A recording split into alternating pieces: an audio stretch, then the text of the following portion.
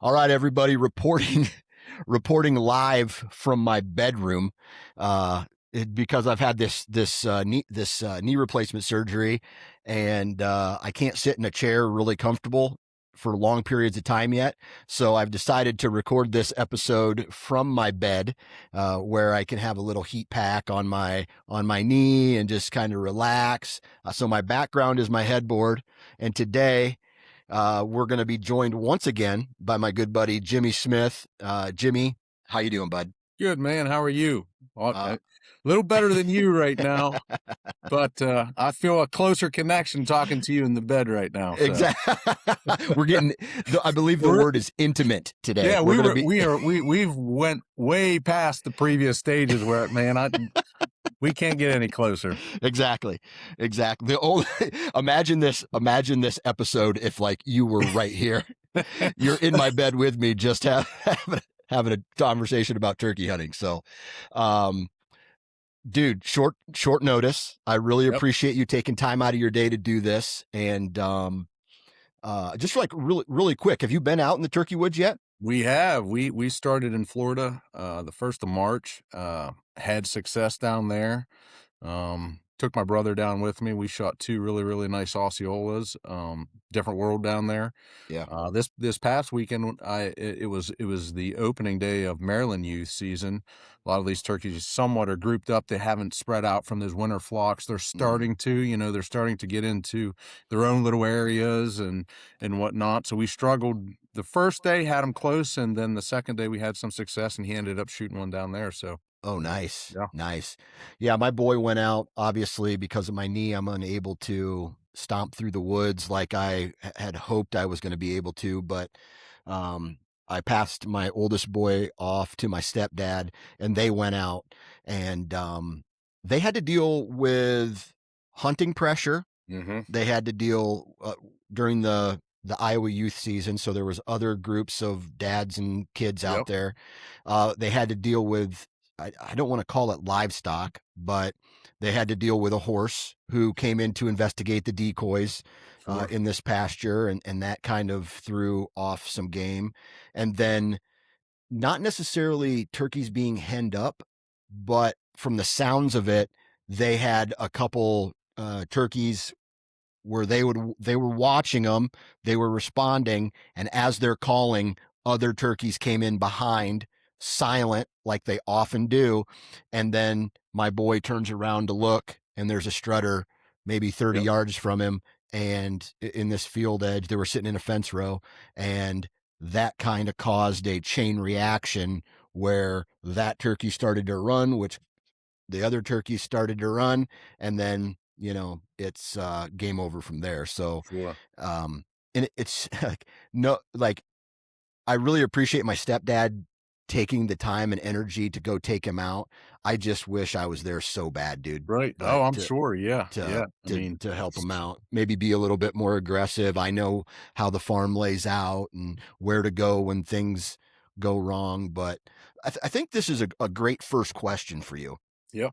Is, depending on where you go, whether it's private ground or public ground, how do you deal with hunting pressure where maybe two guys are calling at the same time, or Hmm. you see another group of hunters, or maybe somebody ruins your stock? How do you deal with that? I always say there's lots of room out there when you hit those public lands, right? I, especially with youth, you know, it's, it, you're paying attention to your son, obviously, and you care about all the other hunters. I try to avoid hunters, Dan, honestly. I Yeah. don't want to create a situation, and to that point, where I hunt now, you talked about going out on your farm and you wish you were there. You knew the farm. You're obviously your stepfather didn't know the farm. All that preseason scouting and hunting over the years, those birds are usually they're in the same place. They roost in the same place. So I'm utilizing if I'm hunting public ground, I'm utilizing Onyx or a mapping system, and I've got a bunch of spots mapped out, right? Hmm. And over the years, I've accumulated a lot of spots where you know if there is a guy, I go to the next one, so I try to Yeah. avoid it. But, that's always not a scenario that you can, avoid. Right. So Right. in that case, if, the ethics of hunting, right, or respecting the other hunter is if there's a guy that beat me there, he beat me there, right? So I'll Yeah. try to find another bird. If I'm the first one there, I hope that that hunter has the same respect for me and he moves on and tries to find another turkey as well. But that doesn't Yeah. always happen. And that's some of the biggest frustrating. And what's crazy is in deer hunting, most of the time when I'm running and gunning, there's a stand involved, Hmm. right? So you got to set the stand up and you're there. And then maybe somebody comes into your location and then they're there, right? Sure. It's not like there's a whole bunch of moving parts per se. You're relying on the deer to kind of come through there. But that's one thing that I've noticed when hunting on farms with other hunters is, man, I've had to take the high road more times Mhm. during turkey hunting than any other time. Right. And that's me. I was here first. The bird is working to me. This guy comes into my location. He knows now that I'm there, but that doesn't stop him, right? Yeah. And so, I guess at that point, I'm gonna take the high road and not necessarily, although I want to, in my mind, Sure. I'm cussing them out, Sure. Sure. but Sure. I take the high road, and because I guess I would rather I'd rather not get shot and Right. be the Yeah. smart one Yeah. than back, than, and so I back Especially out most of the especially in times. these youth seasons, right? Mm, It's a thought in the back of my mind all the time, right? yeah. You want to keep you all want to be safe, right? Yep. So, but don't create a situation that could be a bad one, honestly. And Right. there's another turkey out there. Like I said, if you do your scouting, the game lands or your private property. Hmm. There's another turkey out there gobbling, and Somewhere, it's hopefully. Yeah. 100%, 100%, but Yeah. to your point, it's not always the case, right? There's a lot of guys, there's a lot of greedy hunters out there, and, Yeah. um, it is what it is, and it's something you're just gonna have to deal with, and it's Yeah. high pressure. That's what creates the high pressure, and to answer the second part of your question there, a lot of these guys in the morning, that's the time the turkey's gobbling. It takes a little bit more patience, and it's even tougher with youth, right? Because they don't you want quick action. You want to hear them Yeah. gobbling. And there's a time frame in there where that doesn't happen. And I try to tell my son, listen, put the time in, put the extra work in. If we're patient, I can guarantee you that that patience will pay Yeah. off in most cases. Yeah.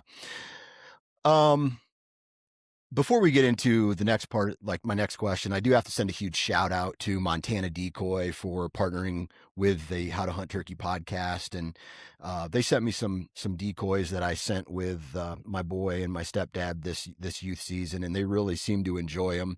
They're really easy to set up and tear down.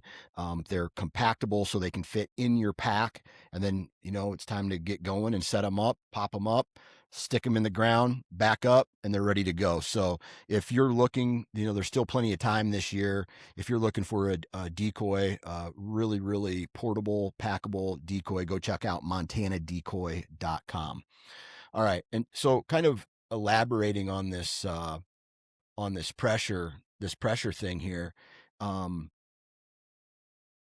how often when you are chasing a turkey, somebody else bumps them, or you get into a scenario where two groups of hunters meet chasing the same turkey and they split, the turkeys get bumped, they move out. Have you ever found just sitting down and waiting and watching the other hunters leave because they know it's busted Mm. versus you leaving too, and then maybe hoping they kind of absorb back into the area, be silent for a while, maybe call them back in? Does that ever work for you? Uh, it has, but I would say the percentage is a little bit smaller than, Okay. just taking off and finding another gobbling turkey. Yeah. I mean, it happened to us this past weekend, right? You've got, we're hunting private piece too, but you've got game lands all around it. Turkeys are gobbling, and another hunter and his boy work up in because they hear the same turkeys we Yep. heard. Those turkeys, they were gobbling hard on the roost, but to be honest with you, once they got bumped, they were pretty much done. Now, that being said, that hunter left at 9:30, 10 o'clock. Um, there's opportunities for those birds. They live there. They live in that Yeah. area. They're not going anywhere, right? So I think if you put your time in, he might not work that day, right? He might not come back in that day, and he still may gobble. But I would say that having patience in that scenario could potentially be a win, and you could potentially kill that bird, even though he was bummed, right? Because if Yeah. he's with hens in the morning, there's a lot of scenarios. Uh, they have a short memory, Yeah. so they're in their life cycle of trying to find a hen to breed, and they still got to continue on with that life cycle. So I would not give up, and I've have killed turkeys even though they were pressured in the morning by another hunter or even a Yeah. coyote, honestly. Yeah. What do you think about this? I have noticed whenever I've hunted, if you spook the hens, it's over. Like you spook the hens, it's over. It's almost like a whitetail in the rut. You Mhm. spook the does, game's over because a buck's not going to come in if there's no does. However, if I spook the tom, he notices me, but the hens don't. I've been able to do like there's no name for it, but I just try to just loop all the way around them and come in from like 180-degree angle and call from the opposite direction. Mhm. And I've had that work a handful of times because the hens then, so like I'm trying to get way in front of the hens, and I mean way in front of them, and then hopefully I'm in some way, shape, or form in their line of like Sure. their cycle for the day. Have you ever witnessed anything like that at all, or Yeah, and experienced and that? and ho and honestly, both scenarios, Dan, to the point where I've had hens this part of nature, it's the hen going to the gobbler, right? Right. So I've had hens coming in, and I would kind of push them out. If say they alarm putt or something like that, Mm, I'll start a cackle or a loud yelp to try to cover that up, depending on where that gobbler is. mm, And I've had that work too. But to your point, if you have bumped that turkey, trying to maneuver a different setup, like you're talking to, there where you loop out around 100 yards or whatnot, that same setup or that same scenario or a different tactic can work, honestly. yeah. And I've had them both work. Yeah. So, or they get to a point where they lock up and they don't want to come because they don't see your decoy or whatnot. So, Hmm. getting back out around those turkeys, you can have some success in that situation as well. And I've Yeah. had them both work. It's weird how there's times where I'll use this for an example. It's a midday hunt, and I completely changed different farms. I'll chase some birds in the morning. I'll go back home, maybe take a nap, and then go out in the afternoon. And I'll be walking into the timber, and I'll bust them, Hmm. and they'll all fly different directions. And so I just have learned to sit straight down. And you want to know what happens when you bust like a group of them? They're going to start wanting to get back together Oh at yeah, some yeah, point. for And sure. so I just sat right in the middle of them, and I see them start, this is not instantly, but I'm talking like over an hour period of time. You can softly hear the hens trying to communicate with each other. Yep. And then one group, or maybe you meet in the middle, they're going to try to come through and meet up again. And there's times this worked one year, specifically in 2021 for me. I did that. And sure enough, along when they start to communicate like that, it sucked the tom in from the opposite pasture Right. and worked his way in. And he made the wrong decision that day. So yeah. Well, I think getting caught up with just thinking that that's the only turkey in that area is Oh is yeah. probably the thoughts that you need to rethink sometimes. I mean, perfect scenario. Uh, this past weekend is we had two gobblers coming in. Easton had trouble getting on one of them and he ended up missing, right? Hmm. Actually shot twice and missed. The second shot, a turkey gobbled probably 100, 200 yards behind us, right? So, those scenarios of spooking one turkey doesn't mean the whole hunt's over. There's plenty other turkeys probably in that area that you can get on. And, we Right. ended up being successful in killing that turkey. So, Right. mm. Has it ever worked? Like I like that, but I'm going to play devil's advocate here for a Mhm. second and say, dude, I got one farm. It's, I don't know, 45, 50 acres. Turkeys on it every day. I come in, I make a mistake. Now they're on the neighbors, right? How do I go then and find another turkey to hunt if that's all I'm limited to? Right, and that's tough, and there's probably a lot of scenarios, that Yeah. you have 50 acres, 30 acres, and I had one guy tell me, "Dan, I don't need 100 acres, I just need 1 good acre of where they Yeah. wanna Oh yeah. be," right? More probably more beneficial on the deer side, but, Yeah. turkeys like to move a little bit more or whatnot. Uh, in that scenario, those turkeys were there. They like being in that area. Mhm. Obviously, you're seeing them all the time. So in that case or that scenario, I think you just need to be a little bit more patient, Yeah. and you know where the borders are. Mhm. So I think you need to try to set up in that transition stage or area where they're strutting or they're going to come back at some point, Yeah. and I think it's just going to take you some time and some patience. But Yeah. that is a tough one because you you scare them out of there, they're on the neighbor's property, and unless you have permission, it's like looking in the candy store at the window and seeing all that candy you want, you just can't have it, so. Exactly. You mentioned Florida. Was it really thick and green down there already when you hunted? So, what it was green. It was really green down there, so it wasn't that was our first time hunting Osceolas. All these years that I should have went down in the past, but we ventured down this year and it was very green. So Yeah. I actually changed up some camo just because of that. Instead of some bottomland, we went to greenleaf just because it was so green. So, Yeah. Yeah. but yeah, And so what did that like what was that first experience hunting, that early in green? And when does just out of curiosity, when does Florida's season open?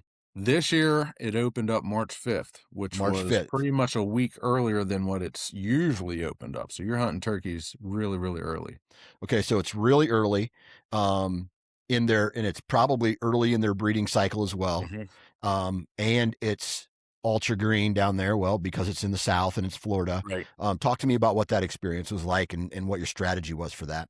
Yeah, well, not knowing what we were going into, those turkeys seem to, I mean, that swamp area and, it's pretty thick. You're looking at getting into cypress hammocks and uh, when you get out in the morning, it's fine. The temperature's just right, but you start to get to 8:30, 9 o'clock, that temperature rises, and those turkeys like to find some areas that are in the shade or in the cool. Mm, And a lot of them head towards the cypress areas. But we basically the way we had to hunt them down there was kind of just set up in an area that they like to transition to, and not so much run and gun. hmm And it worked out, right? They were kind of grouped up, not real bad.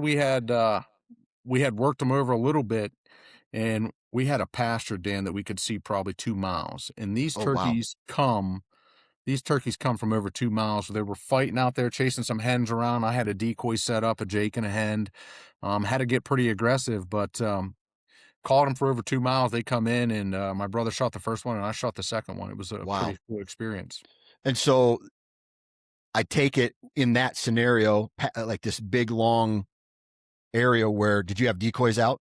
Mhm, we Okay, did. so they were able to not They only could see hear them. you, but they could see you, Yep, which okay, and then they came in right away. yep, yep, Nice, yep. nice, cool. And I think what we had in that scenario was the two birds that broke off.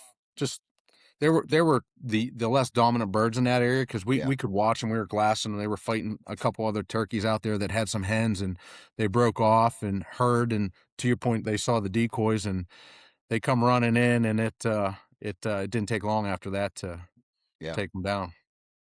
Your next stop, you said it was Maryland, Hmm. right? Maryland Uh, youth. Maryland youth season. What was it green there yet? It's just starting. It was just starting. If you looked at the canopy, it was just starting to bud up down Bud there. up. So, Yeah, yeah, yeah. yeah. Dude, I'll tell you what, I don't like full green and I don't necessarily like wide open, but when you can just get that hint of green when you're looking into that, Yep. I think that breaks up a little bit of movement, but it doesn't like hinder you from seeing Right. like into the timber too terribly far. Um, Walk us through that hunt as far as strategy and what you were doing there. Yeah, I mean, we're hunting a lot of public land, honestly. We've got a Yeah. little piece of private, but Was that big woods or it's real big pasture? woods. Yeah. Yeah, real big woods. We're actually fortunate. We're on top of a mountain. We have field. fields on top. And those turkeys, those hens right now, like I said, they're grouped up right now, so they're not so much separated. They still got a lot of birds uh, together, flocked up Yeah. still. And down there this early, we try to find the sign on the mountainside. They're getting down in the valleys towards water, and usually it doesn't. They usually don't start to transition up into those fields till really the opener, which is this next week. We did not see a turkey in the field. We actually killed these turkeys in the woods. Oh, nice. Um, and we didn't hear a turkey. Well, Saturday we had two or three gobbling at us, but they just wouldn't commit. They're Yeah. they're still bunched up. They wanted to see the hens, and they held out there around 50, 60 yards. And we heard no less than 100 gobbles. So it was a good morning, right? Yeah. That's a plus. Yeah. Sunday morning, and it's amazing. This always amazes me. We we went out, same area, and never heard a turkey until 10 o'clock. Oh, really? Okay. So worked our tails off, walked, I think, I looked, it was like 20,000 steps. So we covered some area. I feel bad telling you that because you're laying in the bed there and probably would like to walk. Well, You'd I like to wish I walk, could have walked. you'd like to walk 1,000 steps, but you're held up there. But to that point, it took a little bit of patience, and Mhm. we were actually walking out at 10 o'clock, and this happens a lot. We've called, didn't hear a turkey gobble, didn't have any responses. Walking through the woods and a turkey gobbles because he thought he heard some hens walking back. Yeah. Set up, had those two turkeys come in. Like I said, Easton took a shot or two, didn't miss. He just trying to get the dust off that gun. Mhm. But second shot, another turkey gobbled. We set up on that turkey, and it took us about 30 minutes for him to come in, and he had some success and shot him. But basically in that scenario out there, we do a lot of run and gunning, so it was a little bit different than Yeah. Florida. Um, Saturday there was a lot of high pressure. To your point, there was a lot of hunters. We actually found a few birds and weren't able to go up in there because someone had beat us to that spot. But hey, it happens. Mhm. And we ended up just it's an area that allows you to move a lot and get on a turkey that wants to work, Yeah. so, and it's Yeah. tough. Little kids, getting some of those kids out there, they can't do it right now. Easton's 11, so I push them really hard, and we can usually find a turkey that wants to work. So Yeah. Yeah. All right. So this time of year, things are starting to pop in the woods as far as like my the way I look at it is Iowa right now is the peak to be out mhm. in the woods. This first season, second season starts to slow down, third slows down even more, fourth and so on. Um, Green up has plays a huge role in strategy. How Uh, does your strategy change as the timber and the countryside becomes more green and vegetation starts to blow up? well, that vegetation can actually hinder you because once that canopy gets on top, hearing a gobble is a lot harder depending on where he's at. So Yeah. you got to get a little bit closer to him, to be honest with you. Now, we're behind. Our buds are just barely starting here, so you can really hear a turkey. You can sit on my back porch and hear a turkey miles Yeah. away the whole way around. But, there's a couple different things there. I like it because what it does when it does green up a little bit, it gives you a little bit of an opportunity, especially hunting with some younger kids or even my dad who likes to move a lot. It'll give you a little bit more coverage, right? Right. So, but from a strategy standpoint, when that canopy or that greenery starts to become more foliage out there, it's harder to see turkeys in fields. You got to get a little Yep. bit closer. You got to get back in. Yep. And then, like I said, from a hearing standpoint, once that canopy gets on, you got to get in the woods a little bit deeper to hear them and be able to move on them. But what it does do too is it allows you to move on them a little bit more, because they can't see when they're Yep. roosting. You can get a little bit closer in the morning, or maneuver around them in fields. You got a little bit more coverage, if you're using a terrain. But it can help you for sure when it's getting a little bit greener out in those woods in the spring. Yeah. Um, if your aggression, your aggressive, let's say you had a knob on you, and Hmm. that knob was you could turn it up and you get more aggressive or back in like 0 to 10 on like a guitar amp. What where as the season progresses, do you become more aggressive and do you turn that knob up? Well, and I think every turkey is different, and you can kind of gauge that temperature of that turkey. This past weekend, we haven't heard turkeys gobble for a while, so just getting on them a little bit more, seeing how they react. Yep. We were pretty aggressive. Now going through the season as it gets later, those turkeys have hurt a lot of hunters. Right? They may have even had encounters with coyotes or a bobcat or Mhm. dogs or other hunters or whatnot. So I think that you really need to take the temperature of the turkey to see what he likes. Mhm. But further in the season, I tend to tone that knob down a little bit more.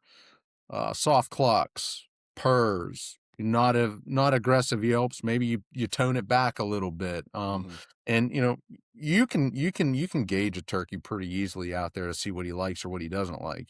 So, Yeah. but me personally, I'll kind of play with the turkey, see what he's like, seeing what he's liking from a sound standpoint. But in most cases, the later it gets, the softer I get, and the less calling I probably do. Okay.